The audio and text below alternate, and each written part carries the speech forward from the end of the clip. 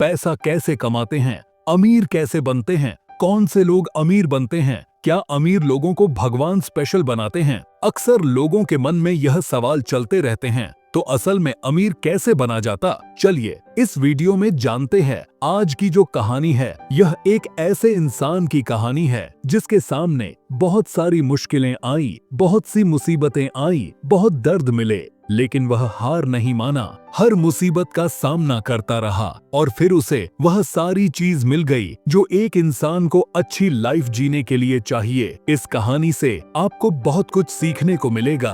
कैसे अपने आप को इम्प्रूव करना है, कैसे जीवन में आगे बढ़ना है, कैसे और कब हमें कौन से फैसला लेने हैं, आपको सब कुछ इस वीडियो में समझ में आ जाएगा। और आज की इस वीडियो को पूरा देखने के बाद आपके मुंह से बस एक ही शब्द निकलेगा, बस बहुत हो गया, मुझे भी लाइफ में कुछ करना है, मुझे भी आगे बढ़ाना है।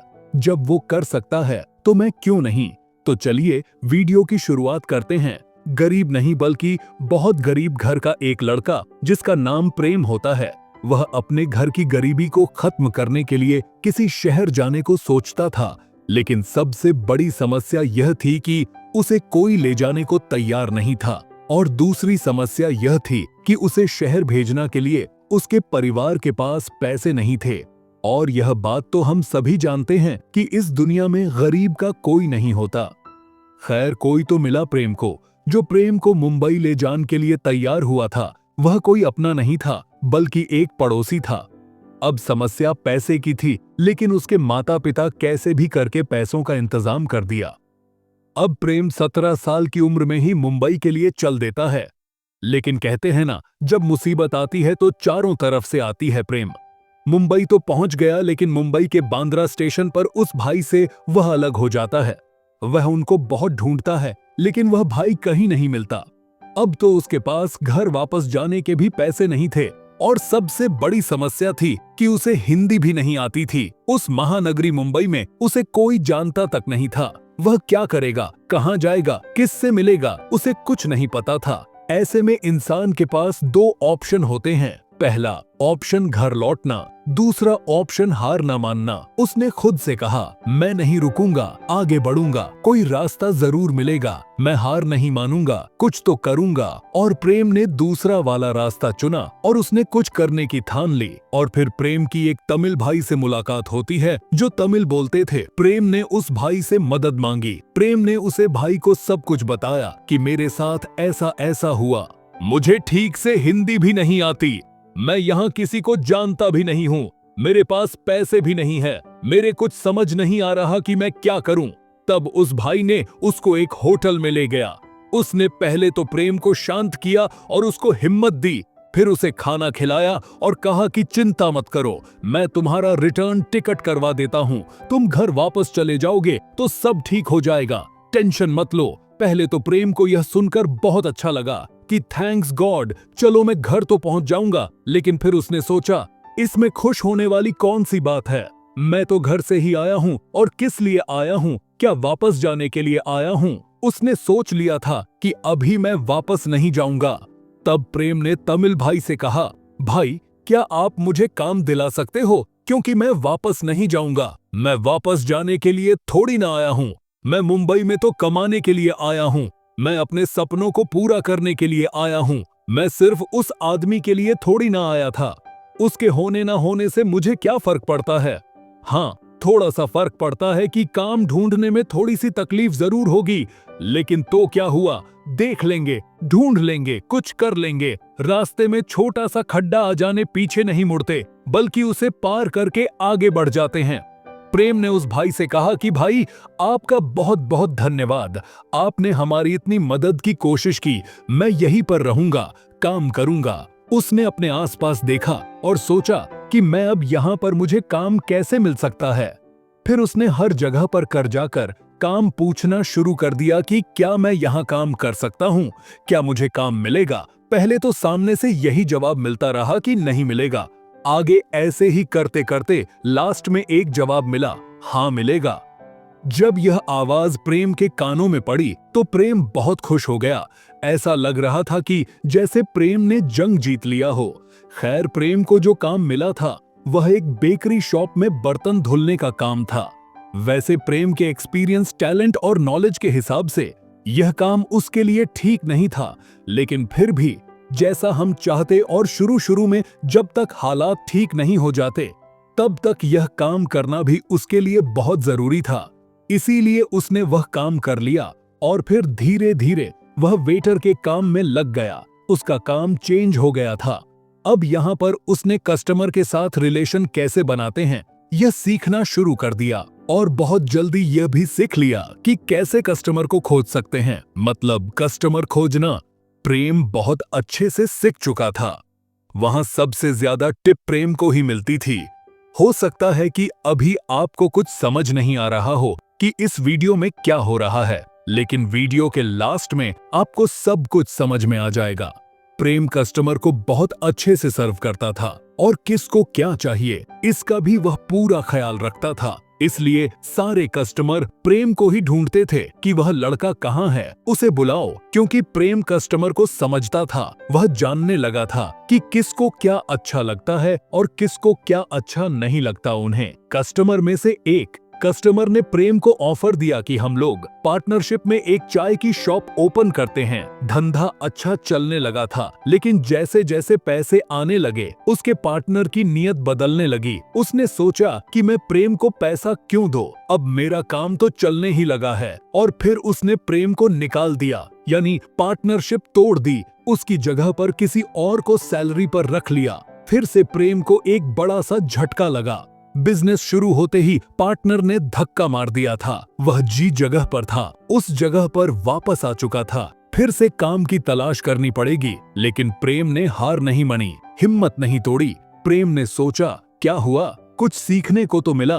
तभी उसके मन में यह विचार आया कि जब मेरे टैलेंट से किसी और का बिजनेस चल सकता है तो खुद का बिजनेस क्यों नहीं चलेगा। उसने पार्टनर का धन्यवाद किया कि तूने मुझे यकीन तो दिलाया कि मेरे में इतना दम है कि मैं बिजनेस चला सकता हूँ। उसके पास 1000 रुपए बचे हुए थे और फिर उसने सोचा कि इस 1000 से मैं कौन सा बिजनेस कर सकता हूँ। तभी उसके दिमाग में विचार आया, इडली डोसा, फिर क्या। उसने 1000 रुपए इन्वेस्ट कर दिया। धीरे धीरे उसका बिजनेस आगे बढ़ रहा था। इतना अच्छा, इतना टेस्टी डोसा बनाता था कि लोग ढूंढते हुए आते थे। लोग उसको जानने लगे थे। बहुत भीड़ होने लगी थी। अब जरूरत थी एक फिक्स जगह की, एक रेस्टोरेंट की, जहां पर यह सारे झमेले ना हो। अब उसने एक शॉप रेंट पर ले ली जिसका नाम दिया Prem Ganpati South Indian fast food. बाद में इसे चेंज करके फिर डोसा प्लाजा कर दिया गया। कस्टमर इतना पसंद करते हैं मेरी रेसिपी को, तो मेरा भी तो फर्ज बनता है कि मैं उनको कुछ स्पेशल फील कराऊं। वैसे प्रेम को इतना कुछ करने की जरूरत नहीं थी, क्योंकि यहाँ पर धंधा बहुत अच्छा चल रहा था। लेकिन फिर भी उसने सोचा कि और आगे क्या हो सकता है डोसा के अंदर, और क्या हो सकता है। अलग अलग एक्सपेरिमेंट करना शुरू कर दिया डोसा के अंदर। पनीर नूडल्स, मंचूरियन, चटनी, अलग अलग तरह की उसने बहुत सारी एक्सपेरिमेंट किया। और फिर उसने 57 वैरायटी बना डाली, जिसे कोई एक बार खा ले तो वापस ढूंढते हुए आ जाए। इसी वजह से और भी फेमस होने लगा था। बिजनेस और भी तेजी से चल पड़ा था। फिर किसी ने कहा कि भाई, यहाँ पर एक नया मॉल ओपन हुआ है, अगर आप अपने बिजनेस को वहां पर लेकर जाओगे तो आपको बहुत ही फायदा हो सकता है। उस समय प्रेम के लिए यह थोड़ा सा महंगा स्टेप था, लेकिन उसे आगे भी तो बढ़ना था, तो रिस्क लेना जरूरी भी था, और उसने रिस्क लिया। वहां पर भी उसने अपना मैजिक दिखा दिया।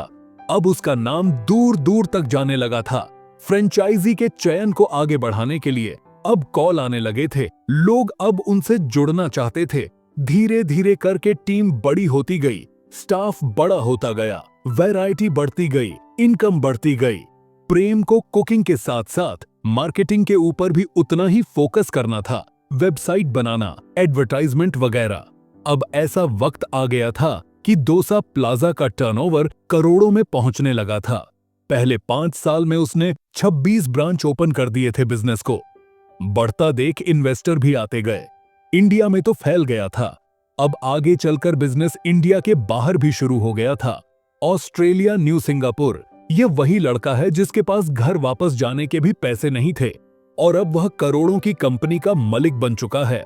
हजारों लोग उसके पास काम करते हैं, हजारों लोगों का घर चला है, लाखों कस्टमर जुड़े हुए हैं और हर दिन नए नए कस्टमर जुड़ भी रहे हैं। अगर उस दिन वह लड़का वापस चला जाता तो आज वह कहाँ होता। मेहनत करते रहो, चलते रहो। जो लोग आज तुमको पागल कह रहे हैं वही लोग कल तुमको सर कहेंगे। आज जो लोग तुम्हारे इतिहास का मजाक उड़ते हैं वही लोग एक दिन तुम्हारे आइडिया को सैल्यूट करेंगे। यह सब कुछ मुमकिन है लगन से। यह जो शब्द है लग्न, वह किसी का भी सपना पूरा करने की ताकत रखता है। किस्मत के भरोसे पर मत बैठो। अगर आज भी तुम किस्मत के भरोसे बैठे हो तो तुम भी उन करोड़ों लोगों में से हो जो यह गलती कर रहे हैं। तो बहाने बनाना बंद करो। कुछ पल के लिए बहाने तुमको सुकून दे सकते हैं, लेकिन आगे चलकर किसी ये बहाने तुम्हारे सपनों को कुचल देंगे। बीता हुआ वक्त को वापस नहीं ला पाओगे। तुम क्या नहीं कर सकते, इस पर फोकस मत करो। ऐसा कौन सा काम है जो तुम नहीं कर सकते? 99% लोगों की यही प्रॉब्लम है कि उनको यही दिखता है, उन्हें यही याद रहता है कि वह क्या नहीं कर सकते। लोग यह देखते हैं कि वह क्या कर सकते हैं। आपको जीवन में कहां पहुंचना है, क्या बनना है, ये आपके ऊपर है। फालतू कामों को मना करना सीखो। तुम कोई कठपुतली थोड़ी ना है जो लोगों की हर बात पर हाँ जी करते रहोगे हैं। अगर तुम्हारे सपने अलग हैं, तुम्हारे सिद्धांत अलग हैं, तो तुम्हारा रास्ता भी अलग ही होगा। अगर कोई चीज तुम्हें पसंद नहीं है तो यह जरूरी नहीं है कि वह जो तरीका दूसरे के लिए काम कर रहा है वह तुम्हारे लिए भी काम करेगा। अगर तुम भी और की तरह ही इस्तेमाल करोगे तो तुम भी औरों की तरह ही बन जाओगे। तुम इस दुनिया के सबसे अलग इंसान हो। तुम्हारे जैसा और कोई इंसान नहीं है। इसीलिए तुम्हें अपना जीवन अपने हिसाब से जीने का पूरा हक है। अपनी बात रखने का पूरा हक है। न बोलने का हर उस काम को, हर उस बात को जो तुम्हारे सपने और तुम्हारे लक्ष्य के लिए ठीक नहीं है। अगर तुम्हारा मन नहीं है मित्रों के साथ घूमने जाने का तो उन्हें मना करना सीखो। अगर तुम्हें सरकारी नौकरी नहीं करना, व्यापारी बनना है तो घर वालों से बोलो कि तुम्हें नौकरी नहीं, व्यापारी बनना है। कोई भी जबरदस्ती ज्यादा दिनों तक नहीं चलती, ना कुछ हासिल करके देती है। जहाँ मना करने की जरूरत है वहाँ मना करना सीखो, क्योंकि मना करके तुम कुछ समय के लिए दूसरों की नजरों में बुरे बन सकते हो, लेकिन खुद की नजरों में और आने वाले समय की नजरों में कभी गलत नहीं बनोगे।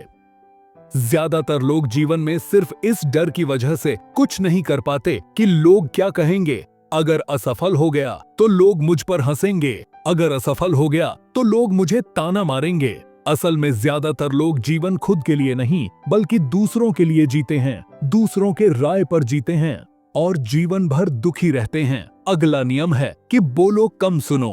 ज्यादा हमारे पास 2 कान 1 मुंह है। ऐसा इसलिए है ताकि हम सुने ज्यादा और बोले कम। सुनने वाले को हमेशा कुछ न कुछ सीखने को मिलता है और कम बोलने का मतलब है ऊर्जा का कम बर्बाद होना। लोगों के मुंह ज्यादा न लगना, किसी के सामने हल्का नहीं बनना, किसी से बेवजह की बहस नहीं करना। कम बोलने और ज्यादा सुनने वाले लोग ज्यादा फायदे में रहते हैं। जो व्यक्ति कम बोलता है उसके अंदर गहराई से सोचने की क्षमता बहुत ज्यादा होती है। जब व्यक्ति कम बोलता है तो वह अपने आप से जुड़ा रहता है। उसके अंदर के विचार इतने ताकतवर होते हैं जो किसी भी मंजिल को अपने घुटने तक लाने के लिए उसे मजबूर कर सकते हैं। इसीलिए बोलो कम सुनो ज्यादा। इससे आपके ज्ञान की वृद्धि भी होगी और आप अपमानित होने से भी बचेंगे। आखिरी नियम यह है कि एक जिम्मेदार इंसान बनो। ऐसे बहुत सारे काम हैं जिन्हें करके तुम दूसरों की मदद कर सकते हो, दूसरों के दुखों को कम कर सकते हो, लोगों के चेहरे पर मुस्कान ला सकते हो। एक सफल व्यक्ति पूरी तरह से सफल तभी कहलाता है जब अपने साथ साथ अपने देश का और अपने समाज का भी भला करता है। इसीलिए लोगों की मदद करो और समाज में अच्छा उदाहरण पेश करने की कोशिश करो और फिर दूसरों के लिए एक मिसाल बन जाओ। अब राहुल को सब कुछ समझ आ चुका था। फिर उसने कुछ 2 साल तक नौकरी करके पैसा बचाया और फिर उस पैसे को बिजनेस में इन्वेस्ट करके वह भी अच्छा पैसा कमाने लगा। दोस्तों, अगर आप यह जानना चाहते हैं कि पैसा सेव कैसे करें यानी पैसा कैसे बचाएं, तो आपको नीचे वीडियो का लिंक मिल जाएगा जिसे आप देखकर यह सीख सकते हैं कि पैसे को कैसे सेव करना है और फिर उस पैसे को कैसे इस्तेमाल करना है और दूसरों से जल्दी खुद को अमीर बना लेना है। आप सभी अगर वीडियो यह तक देख रहे हैं तो यकीनन आपको बहुत कुछ सीखने को मिला होगा। दोस्तों, ये ऑडियो लर्निंग आप लोगों को कैसी हमें कमेंट करके जरूर बताएं।